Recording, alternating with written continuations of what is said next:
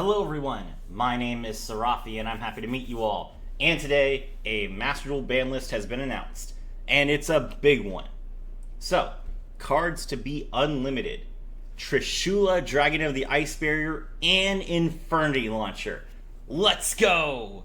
So for those of you that don't know how this works, Infernity Launcher is a soft once per turn.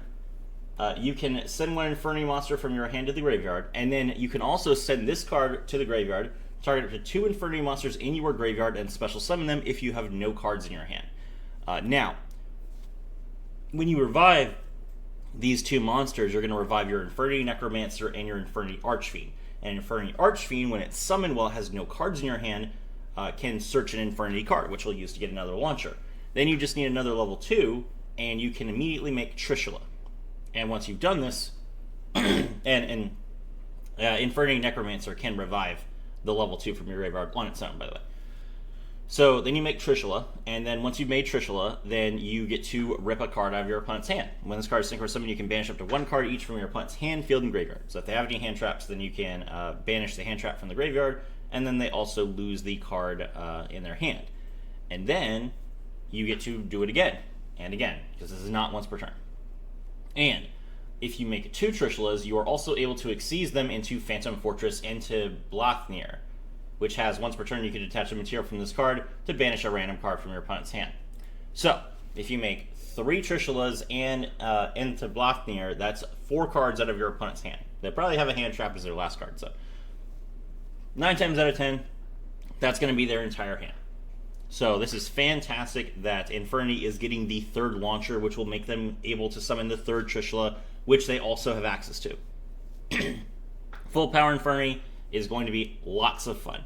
Now, I'm sure the next thing out of your mouth is going to be, but Sarafi, I don't know how to play full power Infernity. That's why you subscribe to me, boys! Okay, so this list is going live on August 7th, and on August 7th, I will have a deck guide out. You guys will be able to see full power Infernity, you'll be able to see the combos, you'll be able to see the replays, you'll be able to see me ripping 5 cards out of a person's hand and laughing at it. And, you know, for that last card, they just announced that they're giving us Heavy Storm in the next pack. So, wait 2 years, Infernity players, they'll probably give us Delinquent Duo at 1 at some point, and then you could just hand rip for everything. Imagine if we got one of those events. You remember the Nibiru event? And I think there was an Effect Veiler event where everyone gets 1 copy of Nibiru in their opening hand. Imagine if they did that for Delinquent 2. Oh my gosh. Alright, what else we got out of here? Zeus to 3. This changes nothing. I don't know why Zeus was at 1 for any reason. Zeus being at 2 didn't change anything, so if you can have 2, then you can definitely have 3. This is not a card you would ever make 3 of, so it's completely fine. Sekka's Light from 2 to 3. Sekka's Light is if you have no spells or traps in your graveyard, draw 2 cards. Also, for the rest of the duel, you cannot activate spells or traps except Sekka's Light. Then you can banish this card from your graveyard, reveal 1 monster in your hand, shuffle it into the deck, and then draw 1 card.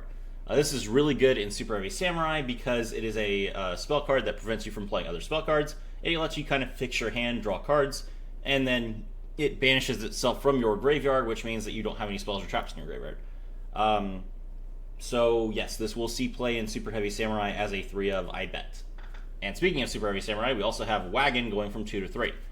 Wagon is a big search card for Super Heavy Samurai, so I do think that between the Sekka's Light Unlimit and the Super Heavy Samurai Unlimit, SHS will be better than it was before. They still have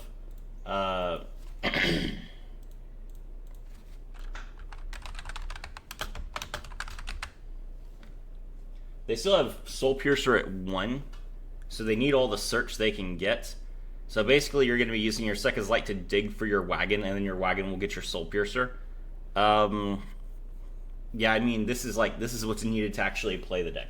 Konami went too hard on nerfing Super Heavy Samurai, so they have to unnerf a few things so that Super Heavy Samurai can see any play at all, because they gave us Wakaushi. They wanted Super Heavy Samurai to see some play. It's a balancing act. Cards to be forbidden: Ito, the Supreme Magical Force, and Gimmick Puppet Nightmare. That is a start. Branded Expulsion is a bad card. Branded Expulsion is a very annoying card, and Branded Expulsion will continue to allow you to play cards to your opponent's side of the field that lock them. You can still Branded Expulsion Jagan Spiritualist. You can still Branded Expulsion Ra's Disciple. So this is not going to fix the problem. It's a good start.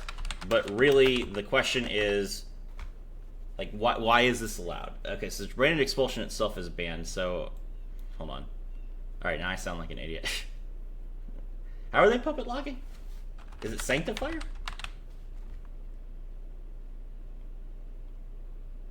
Yeah, it's Sanctifier, okay. Ugh. Sanctifier is a lot harder to justify banning, because Sanctifier is like a boss monster.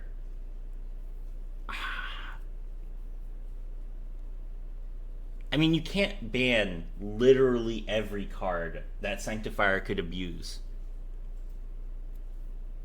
I mean, I'm glad that Expulsion is gone, but I didn't know.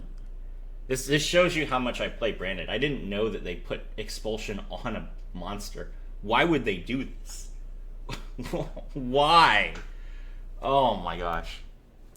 Fallen of Albaz being able to like super poly on summon is such a weird effect that they have to like print support for it, and the support they print is terrible.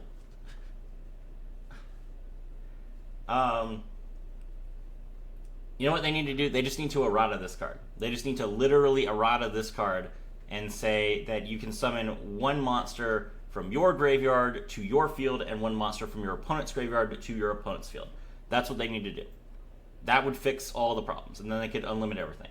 So yeah, this is a situation where they're not going to ban Albion. They can't.